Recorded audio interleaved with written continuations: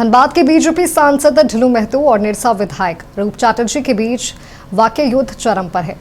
सांसद ढुलू महतो के मंगलवार के आरोप पर विधायक रूप चैटर्जी ने पलटवार करते हुए जमकर आरोप के बौछार लगाए हैं और इस दौरान गैंगस्टर प्रिंस खान के साथ ढुलू महतो के संपर्क रहने के गंभीर आरोप लगे हैं। इसके अलावा कई अन्य आरोप भी लगे हैं। आइए सुनते हैं।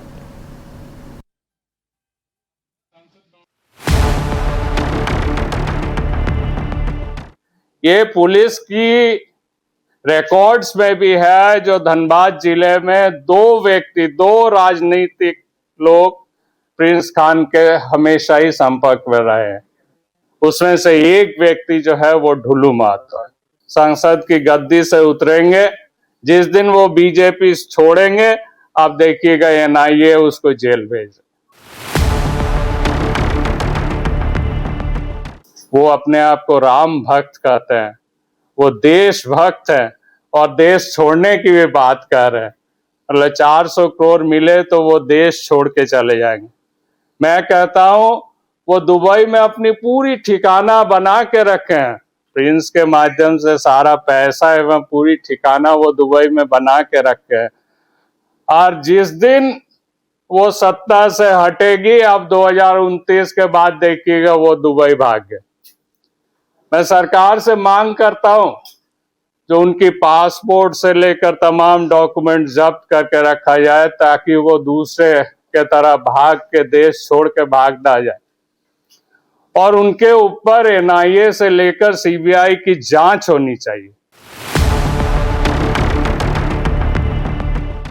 आपको याद होगा जब उनको लोकसभा की टिकट के बारे में बीजेपी गहन चिंतन कर रहे थे, कृष्ण अग्रवाल जी ने उसका विरोध किया था लिखित रूप से।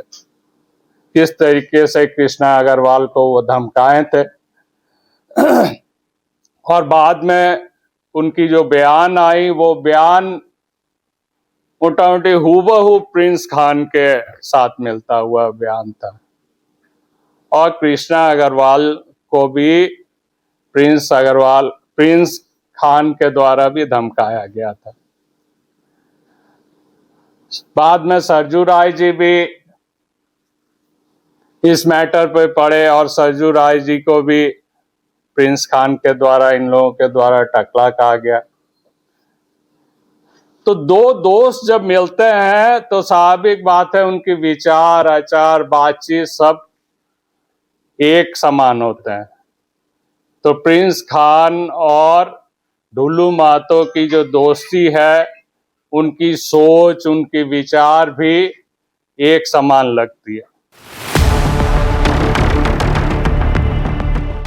ढुलू ने सिर्फ लूटा है, अपने और अपने परिवार के लिए लूटा है, यही हम लोग जानते हैं।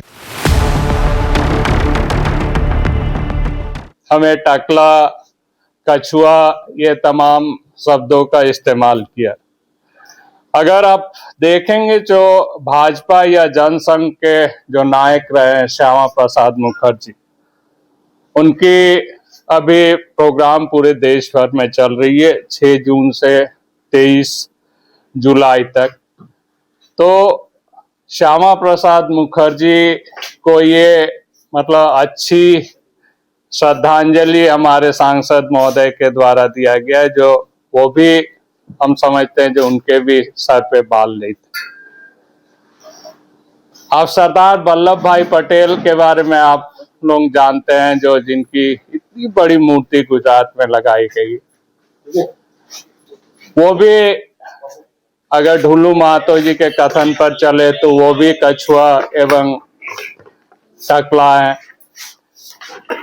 ये तो छोड़ दीजिए, देश के गृह मंत्री अमित शाह जी, देश के हमारे डिफेंस मिनिस्टर राजनाथ सिंह जी, ओम बिरला जी, ये तमाम लोग अगर देखेंगे तो सब लोग टकला एवं कछुआ का प्रतीक है। धनबाद लोकसभा में भी बहुत ऐसे व्यक्ति होंगे जिन्होंने उनको वोट दिया है। ऐसे तमाम व्यक्तियों को वो गाली दे रहे हैं, तमाम लोगों को वो अपशब्द कर रहे हैं। धनबाद की ये तमाम लोग जिनको वो टकला या कछुआ कह रहे हैं, भविष्य में हमेशा याद रखेंगे इन चीजों को। एक तरफ जहां देश में बेटी बढ़ाओ बेटी बचाओ बेटी पढ़ाओ की नारा लगाते हुए सरकार आगे बढ़ रही है, और भ्रूण हत्या के खिलाफ लगातार पूरी देश में आप समझ रहे हैं गवर्नमेंट की पॉलिसीज है। तो उस जगह पर ये कहना है जो जिसका बेटा नहीं वो परिवार का दर्द क्या समझे, उसका मतलब ऐसे तमाम माता पिता को वो गाली दे रहे हैं, तमाम माता पिता को दोषी ठहरा रहे हैं जिसका बेटा नहीं है, जिसकी सिर्फ बेटी है। बेटियां जो है हमारा शान है, हमारी नाज है, हमारी 2 बेटी है, वो हमारी शान है। और बेटी हो या बेटा कभी भी हम लोग फर्क नहीं समझते, हम समझते हैं हमारी बेटी, चाहे इंदिरा गांधी हो, मार्गरेट थैचर हो, ऐसा हो जो कुपूत हो और कोयला चोरी हो करे, कोयला चोर बने, इससे अच्छा तो बेटियां हैं जो देश को पढ़ाई लिखाई करके का जो है वो देश को आगे ले जाए। बेटियां होना कोई गुनाह नहीं है। हम समझते हैं जो धनबाद लोकसभा क्षेत्र या पूरे देश की बेटियां, देश के तमाम माता पिता इस चीज को सुन रहे होंगे, जो हमारे लोकसभा के सांसद, हमारे धनबाद लोकसभा के सांसद किस तरीके से ऐसे तमाम गार्जियंस को खराब बोल रहे हैं जिनकी बेटा नहीं हुई, जिनका सिर्फ बेटियां है। और तो और हमारे देश के प्रधानमंत्री नरेंद्र मोदी जी की कोई भी संतान नहीं है, तो क्या वो भी इसी दर्जे में पढ़ते हैं? क्या डुल्लू महतो जी ये कहेंगे जो उनको भी परिवार का कोई दर्द नहीं है, वो भी परिवार सुख से नहीं सम्मिलित है, वो भी कभी देश के हित में काम नहीं करते हैं?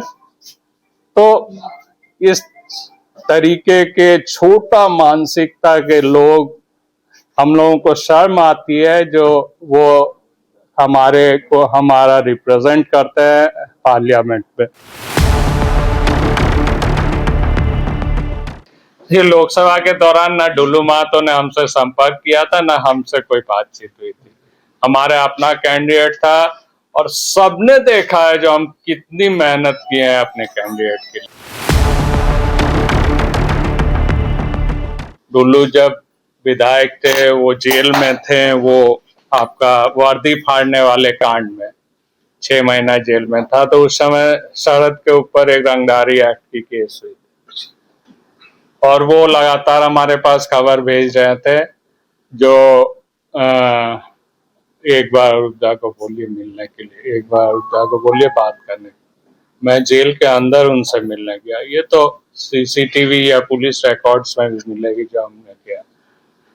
और उसने एक ही बात कहा जो अयोध्या मेरे भाई को बचा लीजिए, मेरे भाई ने कोई गलत नहीं किया, मेरे भाई को केस से हटा दी।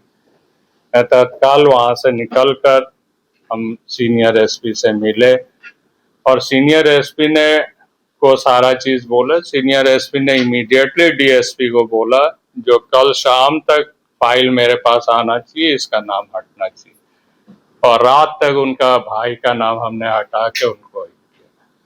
तो वो कभी लोगों का इज्जत नहीं करना जानते हैं, वो कभी सम्मान नहीं करना जानते।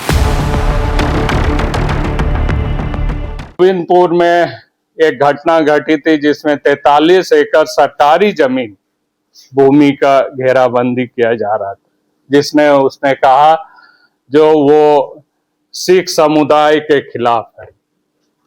उसमें सिर्फ एक सिख की नहीं, उसमें बहुत लोग शामिल थे और वो सरकारी जमीन का घेराबंदी कर रहा था। हमारे गोविंदपुर के तत्कालीन सीओ और एडिशनल कलेक्टर के मदद से वो पूरी सरकारी जमीन की घेराबंदी कर रहा था। बाद में उसको हमने पार्लियामेंट में भी क्वेश्चन, विधानसभा में भी हम लोगों ने क्वेश्चन किया और उसके बाद सीओ ने उसके खिलाफ सिविल कोर्ट में केस दायर किया। इस जमीन में पैसा तुलसियान जो गोविंदपुर का है उसकी भी लगी हुई थी और आप लोग जानते हैं जो सोना कारोबारी तुलसियान के बिजनेस में ढुल्लू महतो की पैसा लगी हुई। तो स्वाभाविक बात है जो ढुल्लू महतो को काफी दर्द हुआ होगा। वो 40,000 में उस सरकारी जमीन की खरीदारी कर रहे थे और उसके बाद 85,000 रुपया डिसमिल में वो बेचने की कोशिश कर रहे थे, जिसको पूरी खड़काबाद की जनता साथ में हमारी थी और हम लोगों ने उस बाउंड्री वॉल के तोड़ दिया। जिस खड़काबाद की जनता ने उसको वोट दे के जिताया, उस खड़काबाद में जाके वो पूछे, उस वहां की जनता से पूछे जो वो जमीन क्या है, उस जमीन को जो वो खरीद बेच करने की कोशिश कर रहे थे वो जमीन सरकारी है कि नहीं, तब जाके वो बताएंगे जो मैं किसी का विरोध कर रहा हूं या किसी को कष्ट दे रहा हूं या कुछ। समर्थन देंगे, स्वागत है। मैं भूख हड़ताल 1 दिवसीय करूंगा वहां पर उनके जो कोयला चोरी हो रही तमाम ये के लिए, और मैं कोई पार्टी सांगठनिक बैनर पर नहीं करूंगा, मैं जनता को लेकर वहां भूख हड़ताल करूंगा।